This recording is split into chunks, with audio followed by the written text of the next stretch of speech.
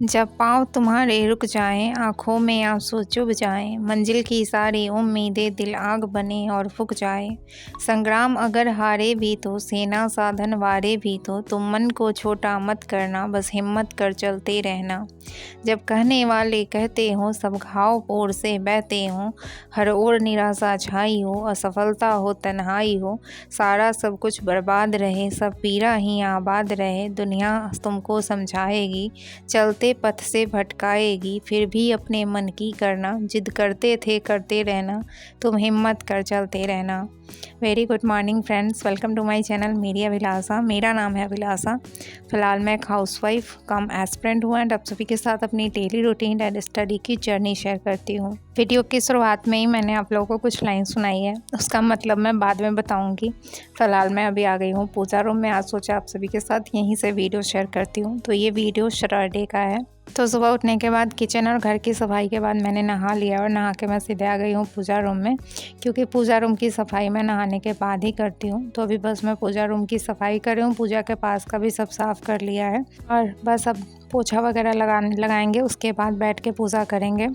तो 2 दिनों से तो मैं वीडियो शेयर कर नहीं रही थी, कल संडे ही था और संडे को तो वैसे भी मैं वीडियो शेयर नहीं करती हूँ, तो इस वजह से भी, क्योंकि एडिट करना ही बड़ा मुश्किल सा हो जाता है। और अगर सच बताऊँ तो मेरा मन अभी इतना दुखी है ना, इतना दुखी है कि मतलब नहीं मन करता है कुछ भी करने का, ना तो वीडियो शेयर करने का, ना कुछ करने का। और जैसा कि मैं बता दूं, क्योंकि नोटिफिकेशन के लिए बहुत तरह की बातें चल रही हैं कि अब नहीं आएगा, तो ये वो, इसके कारण मैं बहुत ज़्यादा दुखी हूँ।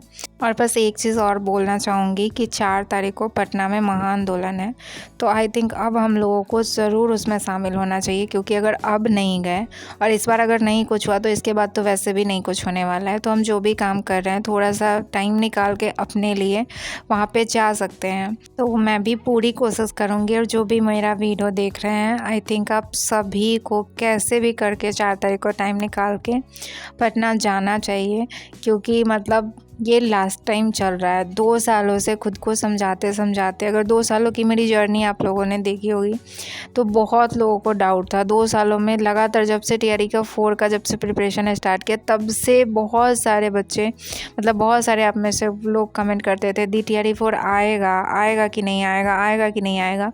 और मैं हमेशा खुद को विश्वास दिला के कि नहीं आएगा ही, ऐसा तो हो ही नहीं सकता है कि नहीं आएगा।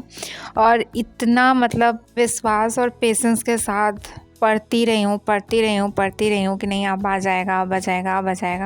लेकिन अब ऐसा लग रहा है कि मतलब हिम्मत टूटने जैसी एकदम लग रही है। और पता है सबसे दुख क्या होता है कि चलो एक बार में पता चल जाए कि हाँ चलो अब नहीं आएगा, वो नहीं मतलब 2 दिन लगता है कि अब पता चलता है कि अब तो नहीं आएगा, फिर 2 दिन बाद पता चलता है कि नहीं अभी आएगा, इतने सीट पे आएगा। मतलब इस तरह की बातों से ना, मतलब और आदमी का दिमाग जो है सो ख़राब हो रहा है। और आपको पता है इसमें सबसे ज़्यादा डिप्रेस्ड वो स्टूडेंट होंगे जो 22-24 सेशन के होंगे।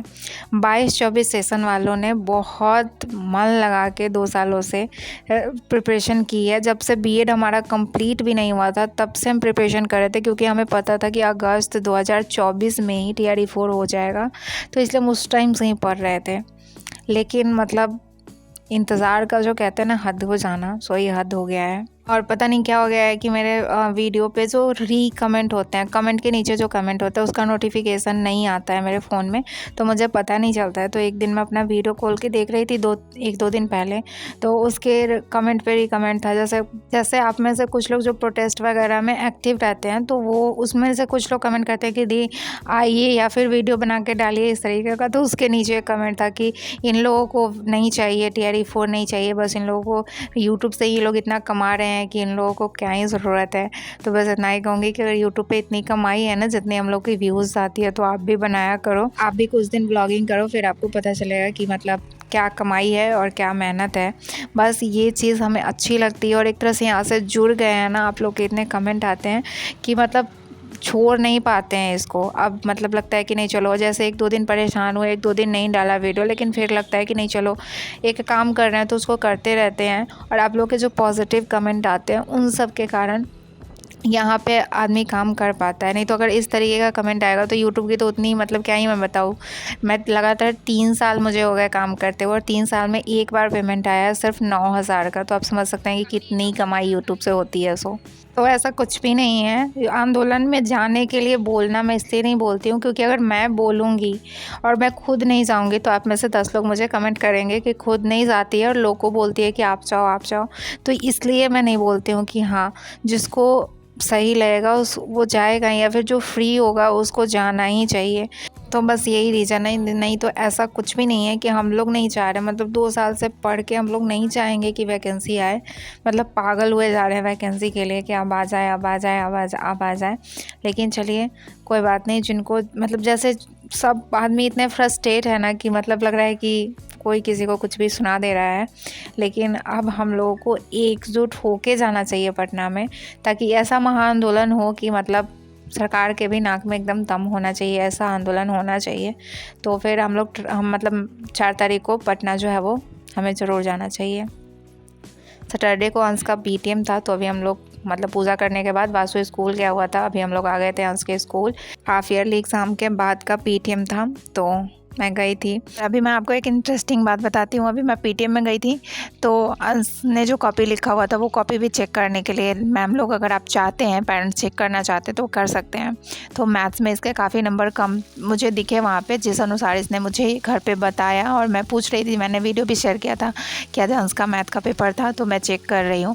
तो मुझे घर पे लगभग इसने बना के दिखाया था। तो नंबर देखने के बाद मैंने कहा कि कहाँ पे गलत कर लिया, तो इसलिए मैंने चेक किया। तो कहीं पे गलत था, मैंने उसको वहीं पे एक्सप्लेन किया कि तुमने इतना इजी कैसे गलत कर दिया, घर पे तो मुझे बना के दिखाया था।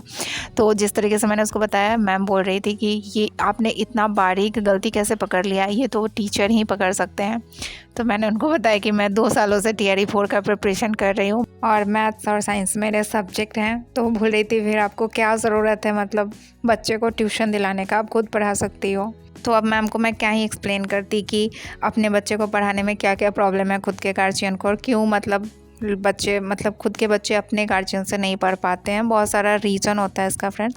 हालांकि अगर मैथ्स में खास करके उसको कहीं भी प्रॉब्लम होती है तो मैं ज़रूर उसको मतलब कोशिश करती हूँ कि अच्छे से एक्सप्लेन करूँ। बाकी सब्जेक्ट तो नहीं, लेकिन हाँ मैथ साइंस में कोशिश करती हूँ जहाँ पे भी उसको प्रॉब्लम होती है वहाँ पे। लेकिन अंश में एक दिक्कत ये है कि वो एक्सेप्ट नहीं करना चाहता है कि हाँ उसको ये चीज़ नहीं आता है, या फिर वो पूछना नहीं चाहता है कि हाँ मुझे ये चीज़ नहीं आता है।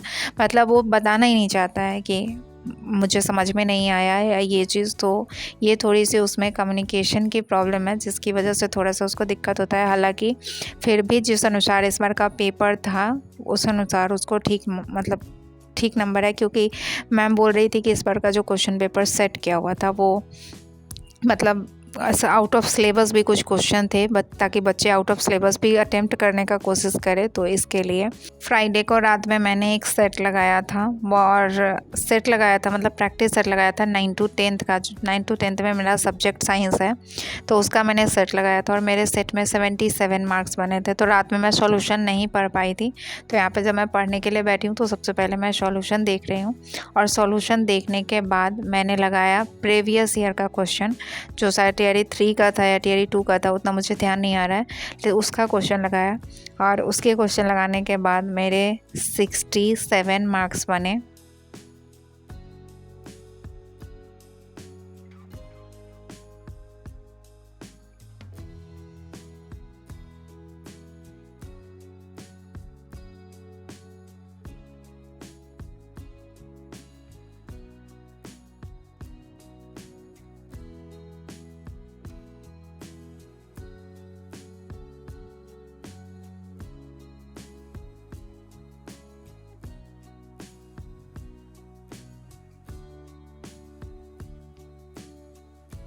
और 67 मार्क्स देख के जो मेरा दिमाग ख़राब हुआ फ्रेंड्स, मैं क्या ही बताऊँ। इधर जो 40 नंबर का जीके जीएस होता है उसमें तो 26 मुझे ठीक लगा, लेकिन जो इधर का 80 नंबर का जो होता है उसमें मेरे 43 मार्क्स बने, और इससे मैं बहुत बहुत बहुत परेशान हुई।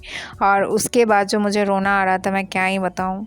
फिर मैं साइंस का रिवीजन के लिए लेके बैठी कॉपी अपना, लेकिन हर थोड़ा देर पे मुझे रोना आ रहा था।